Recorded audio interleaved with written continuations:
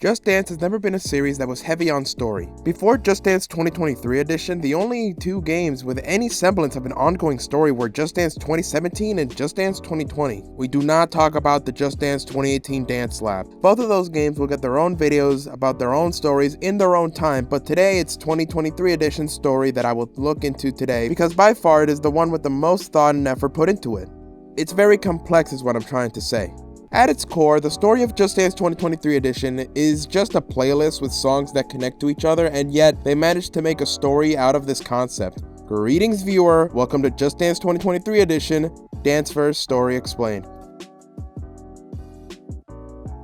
Technically, the story doesn't even begin with 2023 itself, but with 2022. The Traveler is a man with Doctor Strange level multiversal travel abilities.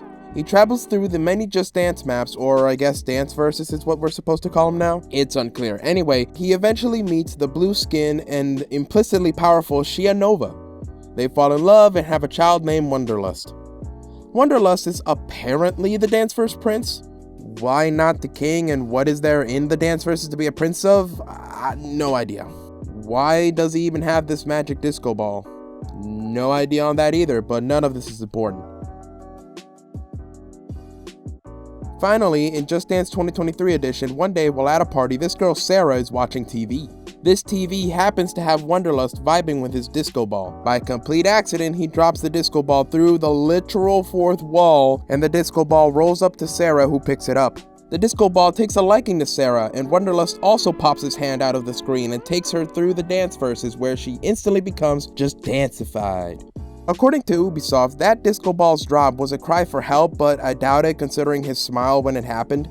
Regardless, Wonderlust takes Sarah on a tour of the Danceverses where she meets 4 specific coaches. After a quick party, none other than the Night Swan Queen appears. The Night Swan Queen kidnaps the 4 coaches that Sarah and Wonderlust met on the tour to parts not yet known. Sarah and Wonderlust manage to escape in time.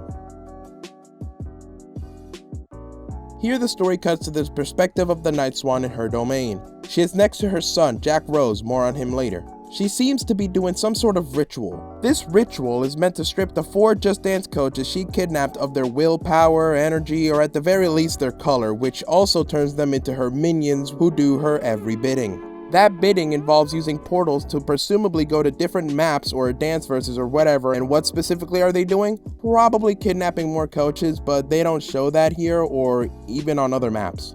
Imagine if they went back to maps in Just Dance Plus and just added a Night Swan walking in the background getting ready to pounce. Actually, no, that would have been cool to see in Just Dance 2022, but I guess the story hasn't started there yet, so it is what it is. Still a cool visual though, you gotta admit. I remember reading somewhere that the reason she's like this is because she's a failed ballerina, but I'm too lazy to find it, so it's either that or it's unexplained. Anyway, the Night Swan army is now that much more powerful and the queen is pleased.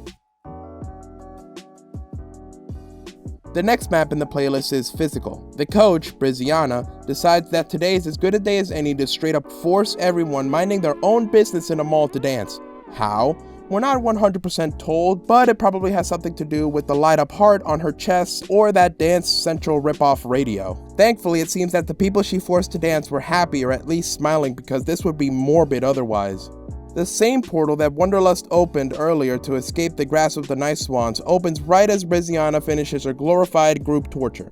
Wonderlust and Sarah somehow silently explain everything in less than 10 seconds and Briziana agrees to join their small group. According to Ubisoft, the reason why Briziana is important is because she can keep everyone topped off with energy like a living Monster Energy can. Cut to Ratherby now, where a coach, Miali, is just a regular they-them with wraps instead of shoes. They put on earphones, which I guess magically transports them into what the Just Dance wiki calls the Temple of the Master Panda, although first they have to go through this weird place where there are 7 crystals, obviously being a Sonic the Hedgehog reference, and she has that shadow thing Just Dance 1 and Just Dance Kids tried to do, but in reverse because it shadows what moves they just did instead of what they're about to do. They travel back and forth between the temple and the crystal place a bit, and then they meet the Master Panda. We have met many pandas in the Just Dance franchise since Just Dance 2014, but apparently this one is the most important. I mean, he is the only non-stop motion animated one that actually emotes. Imagine the conversation these guys would have. I guess sensing Miali's potential or their abilities, the Master Panda fuses into them, represented by the insignia on their shirt.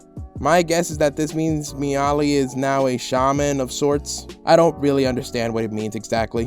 What matters is that Miali is now very powerful, or at least a valuable asset to have on your team. It's right after the Master Panda fuses into Miali that Wonderlust, Sarah, and now Briziana come to her and once again silently and in less than 10 seconds convince Miali to join their team. There is only one last place this ragtag team of coaches needs to go. At this point in the story, we take a quick detour to the past. Some amount of time ago, Jack Rose, the son of the Night Swan Queen, remember from which, anyway, as a young boy, all he wanted to do was be some sort of person that does body movements. In front of his mirror, he practices a dance move, but doesn't quite have it down yet. His mother is watching from afar and having, I guess what you could call a reaction. Fade back to modern day now. This part is going to be up for interpretation, and I'll try to include both because there's no dialogue here. Anyway, Jack Rose is now an adult and some sort of celebrity who is currently performing a show for his adoring fans, and after the show is done, he is still not getting the approval he desperately wants from his mother. That, or Jack Rose, being the son of the Night Swan and presumably second in command, is not allowed outside the Night Swan's watch, and therefore still in a dark room he was in since childhood, so as an escape he imagines himself as something of a celebrity, performing a show, and after it's done, his mother only scoffs. Yeah, either way you choose to interpret it, Locked Out of Heaven is my personal highlight of this story. Anyway, it's here in the story that our ragtag group of coaches, now called the Just Dancers, appear. Yeah, I kinda yada yada'd this part, but in my defense, it isn't the most poignant to the story. Starting off right where we left off, Wonderlust attempts first contact with Jack Rose. As the son of the Night Swan, surely he could be of assistance. The problem? Jack Rose is the son of the Night Swan. It would obviously be hard to turn over to the side directly opposing the side of his mother. So yeah, Wonderlust gets converted into the Night Swan army to Jack Rose's shock. Apparently it's only now that he knows about his mother's intentions, or maybe he thinks Wonderlust in particular didn't deserve to be converted, since he tried to be nice. Either way, it's war now. The Just Dancers on one side and the Night Swan army in the other. It's tough without Wonderlust, but Miali and Briziana hold their own against the minions. Miali and Briziana manage to free the 4 coaches previously kidnapped by the Queen. Jack Rose, now fully converted to the other side and betraying his mother, decides to bring Wonderlust back from his minion control. The Queen is now angry and fighting also. The only one left with any energy is Sarah, because honestly from what we see she hasn't done much in the battle, but hey, she manages to almost kill the Queen by herself. Before the Queen could truly be defeated or converted to the light, she opens up a portal and escapes because the story can't just end anymore. You always need to set up a potential sequel. Thanks, Marvel. Oh well, no time to worry about that now. Everyone getting the magic disco ball. The final map in the playlist is If You Want a Party. This map just serves as the dance party scene that honestly far too many animated movies since Shrek have done, but hey, at least it's a decent send-off to Sarah. It's here where Sarah returns to the quote-unquote real world, with her giving everyone an enthusiastic goodbye. So far, that's the end of the Enter the Danceverse story. What do you think about the story presented here on Just Dance 2023 edition? Personally, I enjoy the complexity, but the fact that a video like this is needed by anyone shows that maybe some dialogue would have improved the user's ability to understand the story on more than a surface level. Hey, it's post-production Gurulon Star here, just to say a few things. I'm not 100% sure where I'm gonna put this. So everything I say in this video is 100% true, but new developments have been made. For one, Ubisoft had an interview with their lore master, which I'm going to mostly ignore because... Is the Barbra Streisand coach doing good? It depends on which Barbra Streisand coach you are talking about. If we are talking... And also Game Theory, yeah, the Game Theory, made a video on this topic where they go much further in depth. This video is about what happens on screen when playing the game, so I still consider it valid because they use Twitter and I don't like Twitter. Anyway, long spiel over. Thank you for watching. Adios.